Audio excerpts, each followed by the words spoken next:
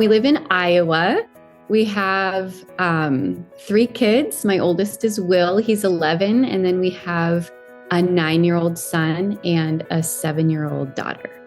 Will has always been a sweet, tender, sensitive old soul that loves hard, feels all the feels. He is incredibly creative. He sees solutions that no one would ever imagine. He loves working with his hands. He loves to doodle, and he loves to whittle.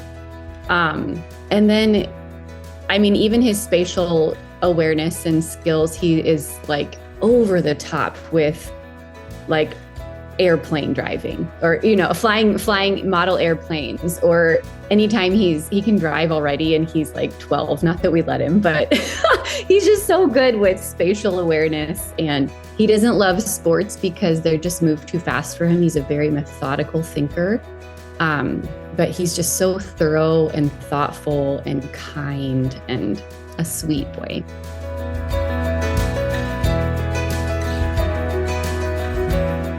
When he was about 3, we started just having an awareness that he wasn't able to do the same things that his peers were in terms of executing just mostly small motor tasks.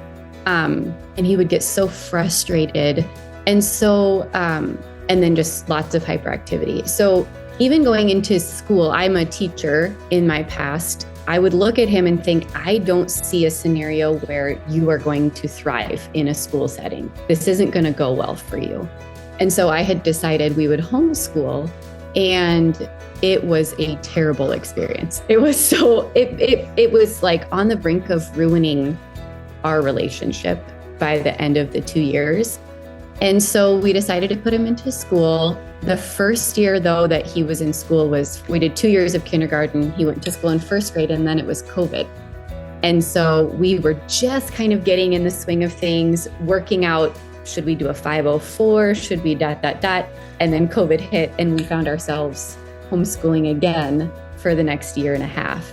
And it just went from him being this sweet, tender, loving, compassionate, sweet boy to he was angry all the time, and he really had a lot of conflict with his siblings and with us. We would ask him to do something, and it was never an okay compliance. It was always just a big, big fight.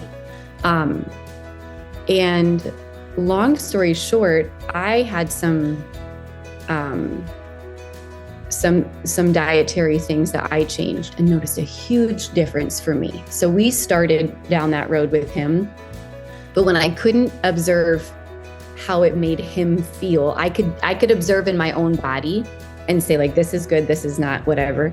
Him being a kid and me not having the sensory awareness of being in his body, I just felt like I was going crazy. I'm like just playing whack-a-mole, And so when I found this program, I just felt this incredible sense of relief that, one, you guys are doing functional medicine, which I 100% believe in, and it already developed my belief in that. And then 2, you were doing it with an eye geared towards kids with ADHD and their specific needs, which we had tried 3 other functional medicine practitioners with him and never saw great results. So it just felt like total godsend. Like, this is what needs to happen. And I couldn't have been more thankful.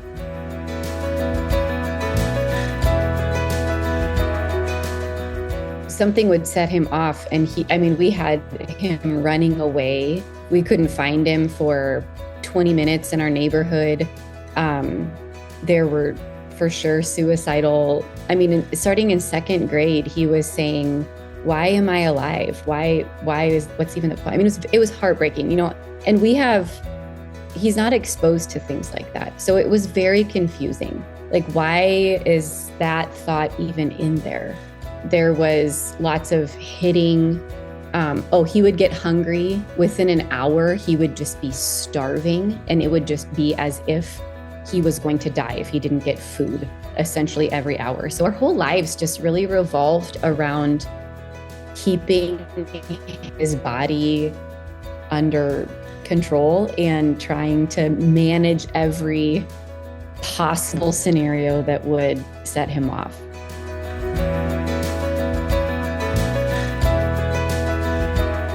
I found myself even being anxious, like, oh, it's 5 o'clock and I don't have a plan for dinner yet.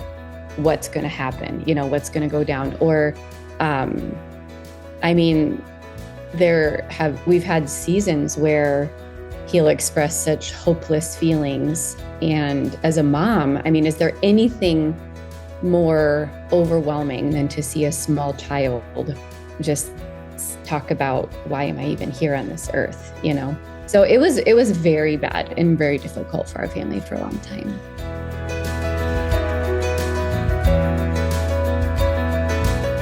He had a very high IgG response to eggs, which we would have never known. We were feeding him eggs every single morning because that is a great protein for everybody.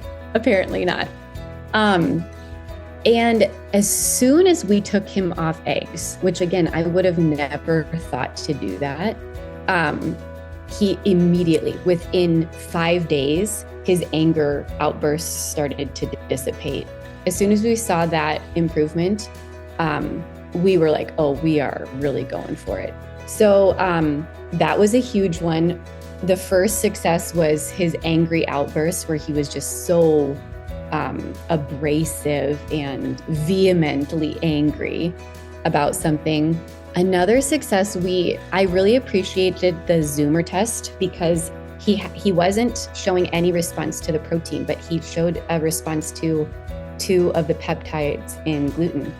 And having the science behind the knowledge for me was what I needed to officially pull that out of his diet.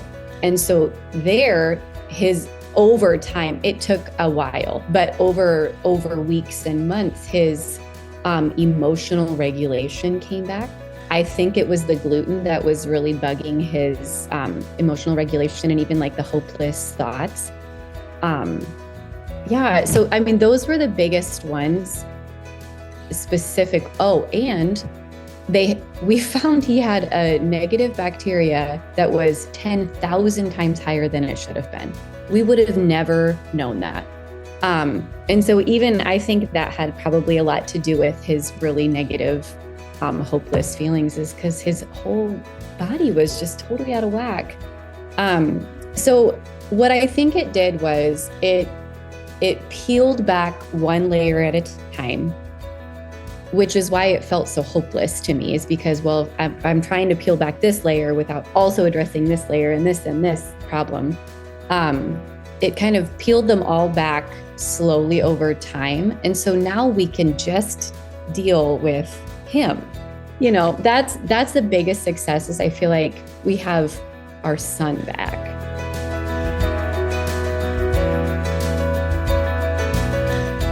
I would say just keep going. Like, just try one thing, stick it out, and then and always be a learner. Like I'm probably 9 years into just from the very beginning to this point, and I still am just devouring podcasts. But I think the biggest help for me was switching. Is this is a whole lifestyle change and a paradigm shift, and it is so good and it's so necessary, and there's not actually another way towards health. If you think there is, it's just going to be a Band-Aid after Band-Aid after Band-Aid for the rest of your life.